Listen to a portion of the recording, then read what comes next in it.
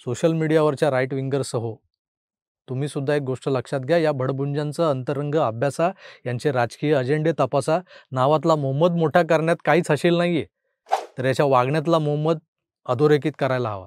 जो जिहादी मनोवृत्तीचा आहे त्या मोहम्मदकडे बघा, तिकडे लक्ष द्या. राजकारणात अजून कच्चे आहात तुम्ही. सत्ता आहे म्हणून धुंदीत वागू नका. हे सध्याचे विरोधक जे आहेत ना, ते 60 वर्ष सत्तेत होते. त्यांना बाजार बसव्यांचा दरबार कसा भरवायचा, हे सगळे नवरत्न कसे पाळायचे आपल्या पदरी, हे उत्तम ठाऊक आहेत. तेव्हा यांना भिडताना अभ्यासोनी प्रकटावे, हे तत्व लक्षात ठेवा.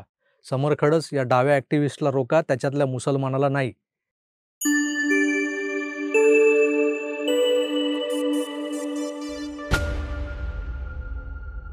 मी काल फेसबुकवर एक पोस्ट टाकली होती.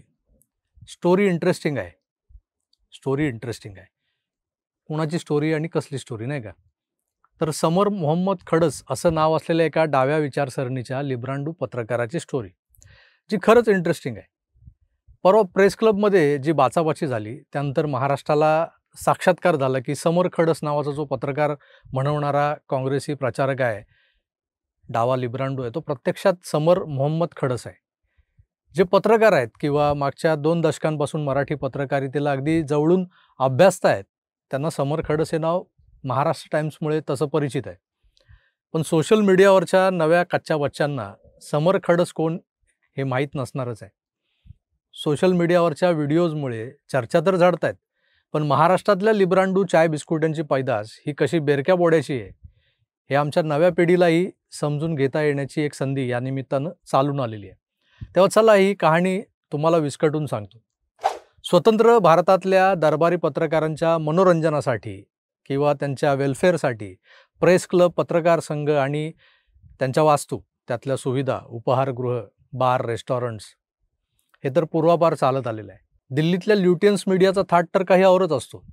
त्या तुलनेत मुंबईतलं प्रेस क्लब हे अलीकडे थोडंसं अत्याधुनिक बनवलं गेलं आहे. पूर्वी खरं तर प्रिंट मीडियातल्या तळीरामांना सेकंड शिफ्ट संपली की CSMT रेल्वे स्टेशन, म्हणजे पूर्वीचं विटी रेल्वे स्टेशन, त्या विटी स्टेशन समोरच असलेलं प्रेस क्लब हे बसण्याचं उत्तम ठिकाण म्हणूनच ओळखलं जायचं.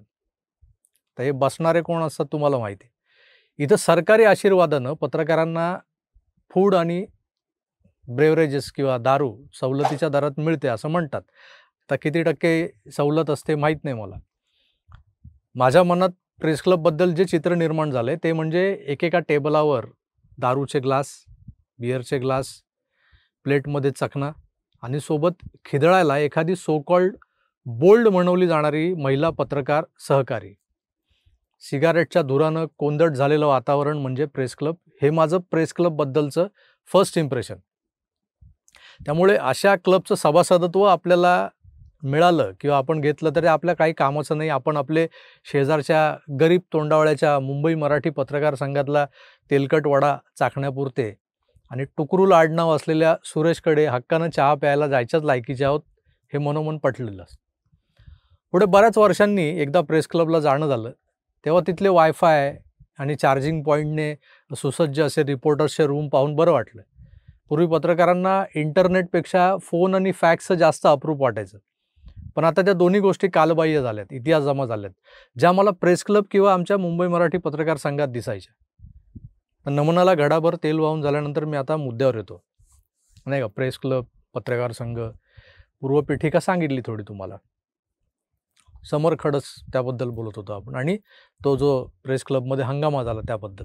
पूर्वी सरकार दरबारचे पत्रकार आणि ल्युटियन गँग जशी पाकिटावर जगायची, या मंडळींना परदेश प्रवास, दिवाळीचे गिफ्ट्स आणि दिल्लीत तर बंगलो प्लॉट्स अलॉट करून दिले जायचे, तसंच महाराष्ट्रातले काही प्रसिद्ध पत्रकार हे मुख्यमंत्र्यांच्या स्वेच्छा निर्णयातून 10%चे, 5%चे, +2%चे असे फ्लॅट्स जे असायचे ते मिळवायचे.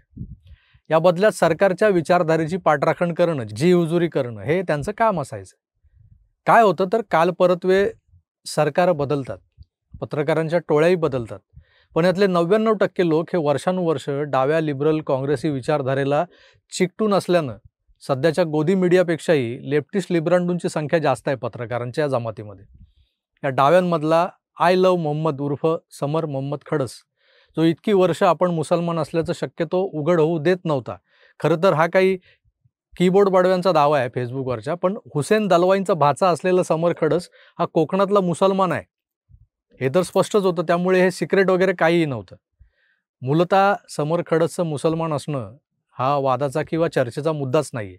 पण सोशल मीडियावरच्या नवतरुण कीबोर्ड बडव्यांनी कट्टर लेफ्टिस्ट विचारांच्या समर खडसच्या मधल्या नावाचा म्हणजे वडिलांच्या नावाचा मोहम्मदचा जास्त गवगवा केलाय. खरं तर विषय हा असायला होता की प्रेस क्लबचा अध्यक्ष असलेला हा सो कॉल्ड पत्रकार दुसऱ्या एका ज्युनियर पत्रकाराला हडतूड कसा करू शकतो, त्याच्या अंगावर धावून कसा जाऊ शकतो. नेमकं काय घडलं होतं प्रेस क्लबमध्ये यावर बोलण्याआधी हा व्हिडिओ बघा. तू मेंबर है, तू निकल निकल निकल निकल, पहला देख, आवाज मत कर, निकल यहाँ से, निकल, Stop it, stop it. ए, याला बाहेर काढ रे. निकाल साला, निकाल साला.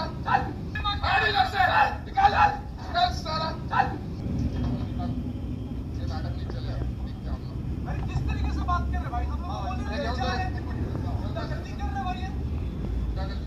अरे भाई क्या दिखाएगा, क्या अरे चल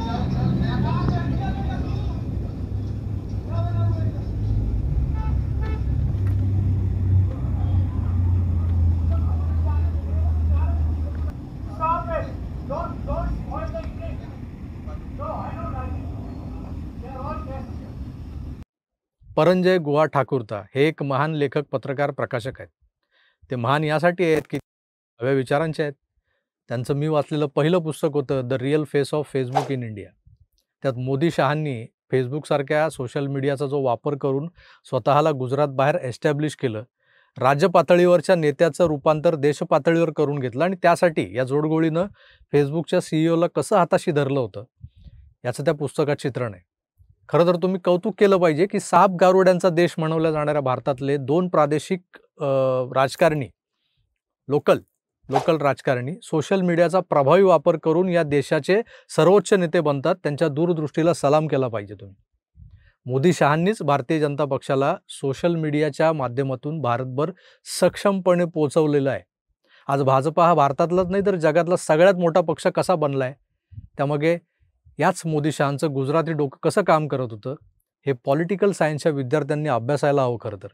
पण राईट विंगर्सच्या, RSSच्या आणि आता भाजपच्या विरोधात लिहिण्यात आपल्या पेनाची शाई आणि आपली उभी हयात घालून आता हलवत बसलेले जे लोक आहेत त्या आधेमध्ये सध्याच्या सरकारच्या विरोधातले नरेटिव्हचे साप आपल्या पेट काढत असतात. हा गुहा ठाकूरता जो आहे त्यांनी राहुल गांधीच्या सुपीक डोक्यातून निघालेल्या वोट चोरीच्या कल्पनेवर एक डॉक्युमेंटरी बनवली आणि ती खरं तर काँग्रेसी विचारांना, डाव्या विचारांना, सरकारविरोधी विचारांना पूरक असणार यात वादच नाही. असं असताना प्रेस क्लबसारख्या लोकशाहीच्या चौथ्या स्तंभाच्या एका वास्तूत त्या डॉक्युमेंटरीचं स्क्रीनिंग ठेवलं जातं. बरं, प्रेस क्लबचे अध्यक्ष असलेले पत्रकार महोदय समर मोहम्मद खडस हे त्या ठिकाणी यजमान असतात. स्वतः जातीनं सगळं बघत असतात. अरे ओ कुर्सी उधर लगा रे, ओ पीछे जगह देख. Stop it. Don't spoil the image. No, I know nothing. They are all guests here. त्यांना इथं फक्त निमंत्रितांनीच बसलेलं हवं असतं. कुठल्याही टीव्ही चॅनलचा पत्रकार, त्यात जर का तो राष्ट्रीय विचारांचा असेल, उजव्या विचारांचा असेल, थोडासा गोदी मीडिया टाईप असेल तर तो त्यांना तिथे नकोच असतो. ही डॉक्युमेंटरी यूट्यूबवर उपलब्ध आहे, तिकडं बघा, त्यातून फुटेज घ्या. इथं तुम्ही तुमचे कॅमेरे लावू नका. आता बाहेर जा. प्रश्नोत्तरच्या वेळेस तुम्हाला बोलवलं जाईल, किंबहुना तुम्हाला इथं बोलावलंच कोणी, असा खडस यांचा सवाल असतो. मग तो पत्रकार सांगतो की अरे ते काँग्रेसच्या ट्विटरवर हँडलवरच निमंत्रण होतं की. तर इंडिया टीव्हीचा ब्युरो चीफ असलेला राजेश कुमार समर खडस यांच्या या पवित्र्यावर नाराज झाला.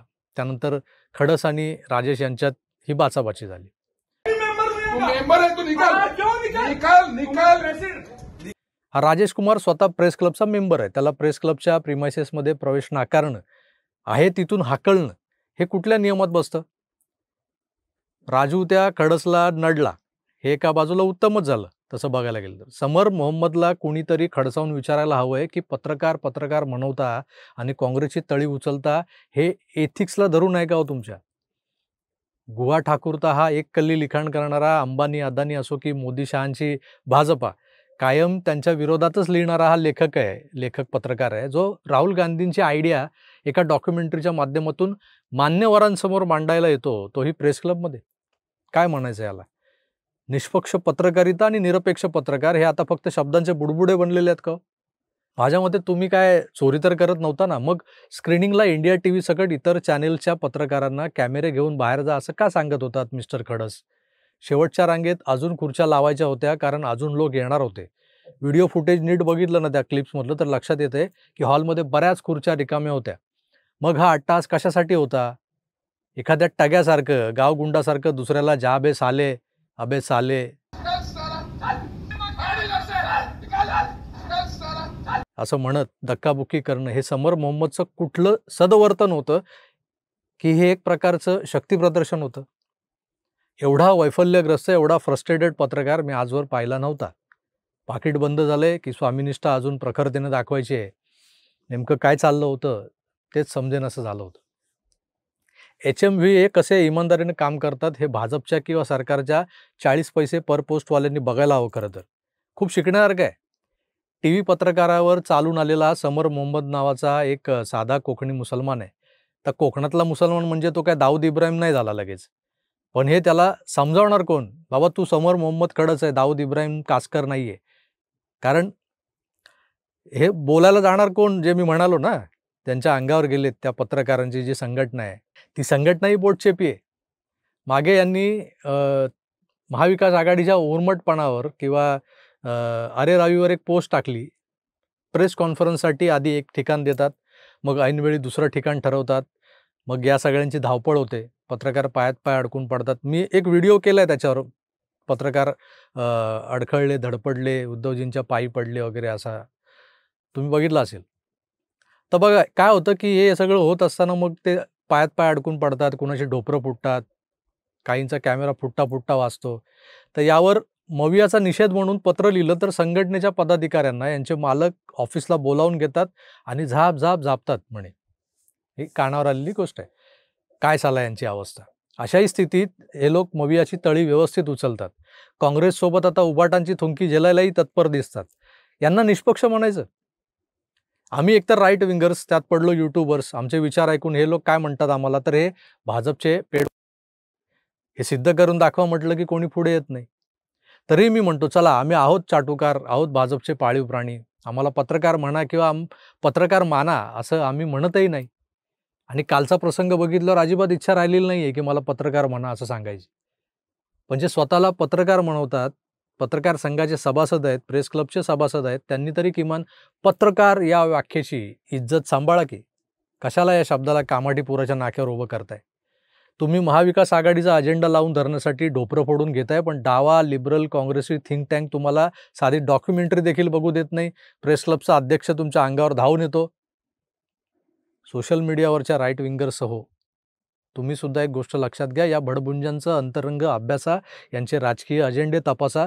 नावातला मोहम्मद मोठा करण्यात काहीच हशील नाहीये, तर याच्या वागण्यातला मोहम्मद अधोरेखित करायला हवा. जो जिहादी मनोवृत्तीचा आहे त्या मोहम्मदकडे बघा, तिकडं लक्ष द्या. राजकारणात अजून कच्चे आहात तुम्ही.